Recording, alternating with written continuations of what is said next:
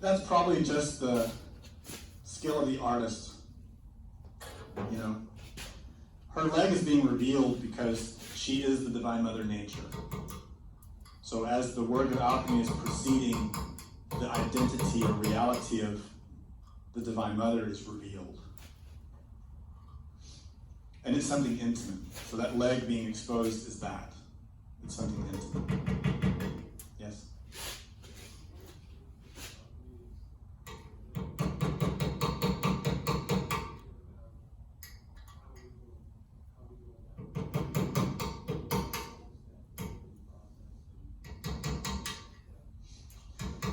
The process of alchemy is broken down into many different stages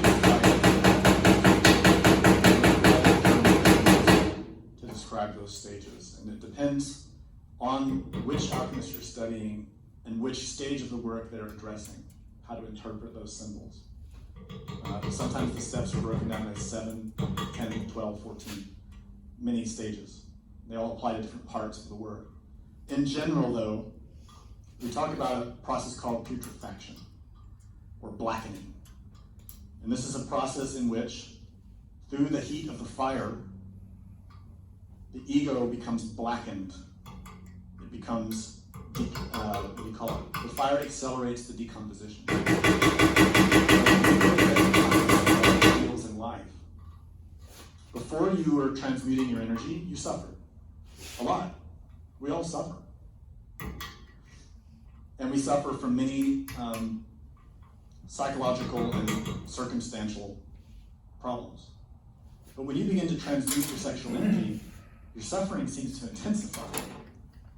And that is the process of the blackening or putrefaction. That's because the sexual energy is being harnessed and directed by the Divine Mother towards the ego. It intensifies everything about the experience. So the suffering seems to get worse. Because it is. But that's needed. In order for those elements to be completely eradicated, broken down, and purity to be released, we need that. We need the pressure and heat to crush it so we can extract the diamonds, the gold. So again, it depends on which particular alchemist and which stage, because that comes in many stages. There are stages in the beginning, in the middle, and the end. Many stages of that.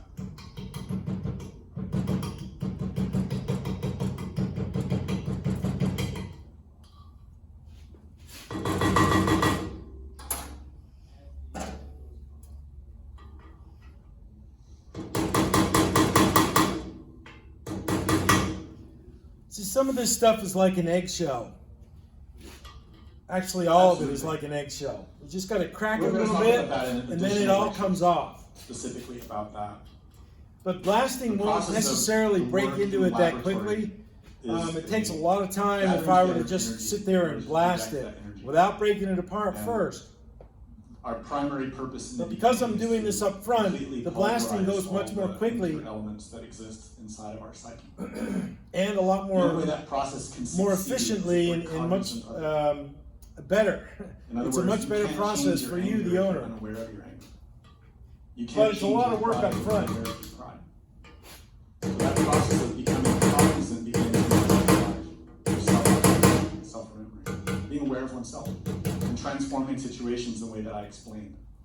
So I just put some cracks in it around the Porsche letters. That takes a lot of time. Doing it during the day. At night, you need to meditate on those events. Abandoning the physical body so that you're not distracted by any physical senses, and you can go deeper. The examination of those elements to pulverize them more accurately.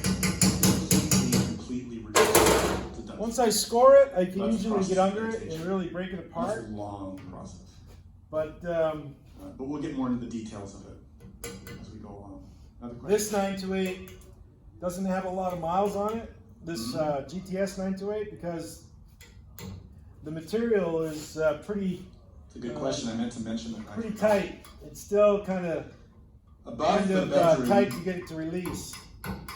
On that structure, we see written in Latin, dormiens vigila, which means while sleeping, watch.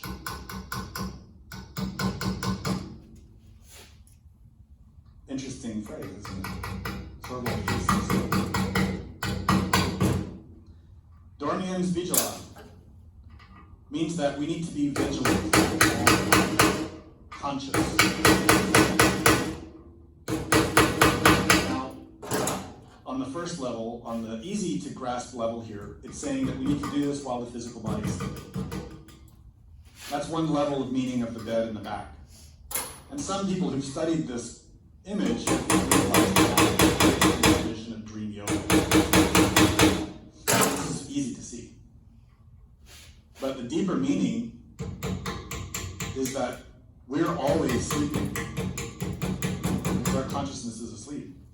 We have not awakened our consciousness yet. That's how you do it. Get So we ready need to for become media vigilant. blasting and just get it all clean like this. That vigilance is not at one time or another. It is all the time. Or actually, I should say, Dormiens. that's how I do it. Watch That's how how you I'm going to sleep. do it. Become aware of how you sleep. Awaken. And that's what it says in the Gospels. Watch. Because we know not at what hour the Master will arrive. This is why the How do Porsche the rings Activate fit in with GTS alchemy? Intake Manifold takes a lot Everything longer about alchemy is based to on clean rings. because of the coatings on Absolutely this everything. manifold. The S4s are If easy. you've studied any of the symbols of alchemy, you see that all of the symbols are runic. And I gave you a clue here. When you look into the vessel here that shows the man, the woman, and the Holy Spirit, the bird, between them all, they are upholding the rune Hagal, which we talked about in the previous lecture. Every alchemical symbol, every alchemical stage is based on the runes. All of it. It's very deep. Any other questions back here?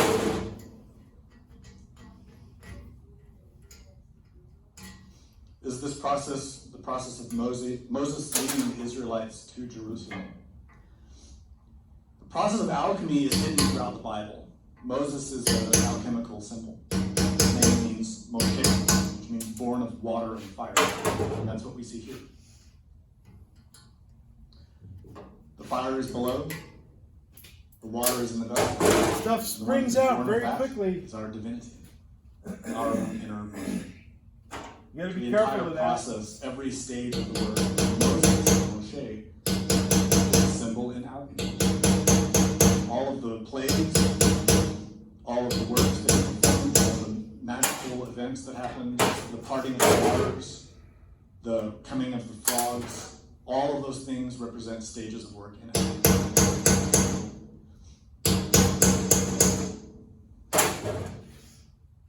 Any more questions here?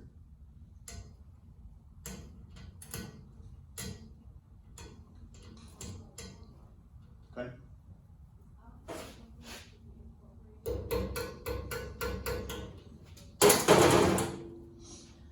Is alchemy something for beginners? And if so, what is the first thing to do? Truthfully speaking, alchemy is human beings. All of us need alchemy. In order to become a true human being, we need it. And we are all beginners, without exception. The thing that we need in the beginning is to study. We need to study the teaching. We need to study it very well. Without a strong foundation and understanding the teaching in a very comprehensive way, we will very easily be misled by very clever people, very mischievous people. So it is essential in the beginning to study relentlessly, and at the same time to begin to incorporate practice at your own level. So we can say in some way that in the beginning those two pillars are a little bit out of balance. We don't know how to practice in the beginning. We don't know the method. We don't even know the teaching. So in the beginning we have to first start learning the method, learning the teaching itself, learning how it works, learning the theory, learning the concepts, learning the words, the language, how it works. Little by little, we need to add practice as well, so that they start to nourish each other. This is very important. To begin to establish that equilibrium between the two. Part of that is to learn to recognize the realities about yourself. Be sincere. Be honest with yourself. This type of work is not social. What's really amazing, friends, is unfortunately just how much detail. Spirituality to be a social group.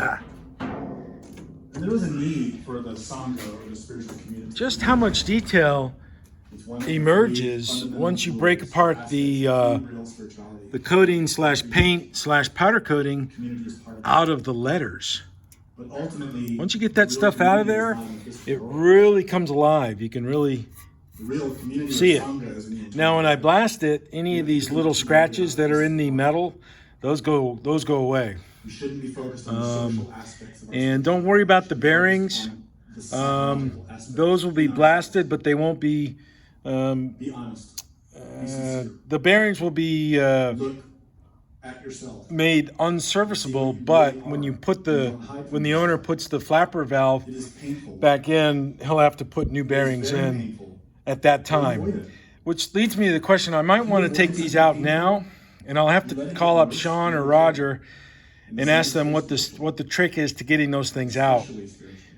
Because I probably would want, if it was my manifold, I would want no bearing in there when the manifold in powder coat was returned to me. Because I wouldn't want to chip it, scratch it, damage it in taking out that bearing. So I'm going to call Roger or Sean and ask them what the trick is. Because I looked at that and I mean, let me go look at mine. Let me go look at my S4 manifold. I don't think I pulled the bearing out of that one. Let's see. This is kind of interesting. I'm doing a nice little tour. Okay, that bearing is in there. I think what I'll do when I get through to Sean and Roger, I'll ask them what to do with mine also. Yeah, because that bearing, that little guy's in there too. So I think I'll find out. I think I'll ask him. Okay, well, we'll find out what's up. That's about it, folks. Oh, here's something interesting. A non-sunroof roof for 928. Pretty cool. Pretty cool. Juice! Gotta go. Got more work to do. Oh yeah, here's my 32 valve block. Always work to do. Bye-bye. Gotta go. Animals eating